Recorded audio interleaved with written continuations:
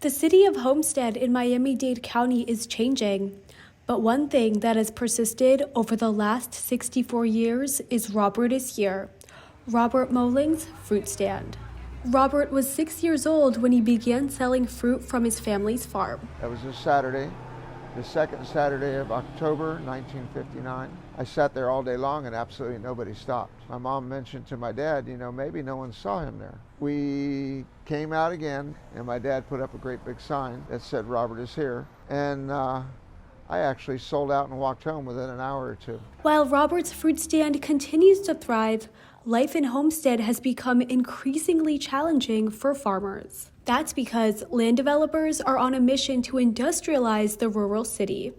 And despite their projects threatening to disrupt farming and fragile ecosystems like the Everglades and Biscayne Bay, there are some Miami-Dade commissioners buying into land developers' visions. But there was a point in time when the county prioritized protection of southern farming and the surrounding ecosystem.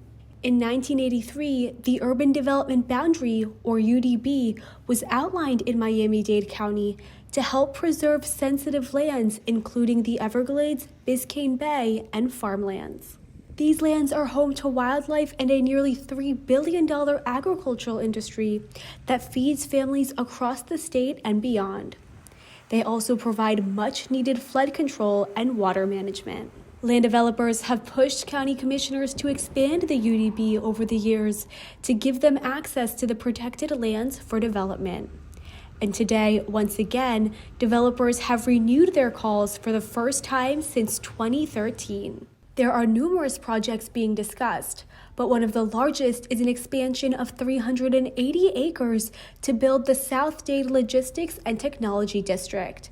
This project cuts into agricultural land and Everglades preservation. We believe it's important to expand the urban development boundary because there is a need for additional industrial land in this area. We have shown it through an extensive needs analysis that we have produced. Rental rates are very high. The cost of land is skyrocketing. Nobody can find land. We need job-generating development in the South Dade area. However, University of Miami professor and economist Richard Weisskopf, who looked into land developers' data, has slammed their numbers as fabricated. Okay, so I happen to be a specialist in the very program that the applicants used to make their estimates. So I do the calculations, I find out that what they're proposing is a big hoax. So they used a certain kind of coefficient characteristic of a school to estimate how many people would be employed in these factories. Additionally, Miami-Dade County's own Regulatory and Economic Resources Department reports that there is enough space to build within the current boundary until 2040. However, land developers argue otherwise. According to our analysis, we believe there's 10 acres left of land that can be developed for logistic uses, and that's simply not enough to last us for the next 10 years. Conservationists emphasize that these projects can be built somewhere else, but the Everglades cannot. It's really essential that we aggressively build in areas that are not environmentally sensitive. We have capacity, we have lands that are available for industrial uses within the urban development boundary. As a resident enduring life in Homestead, Robert argues that there are other major issues the county needs to address before even considering developers' applications. We got no infrastructure, no roads, no sewer. It's just all the people are going to be here with no facilities, no police.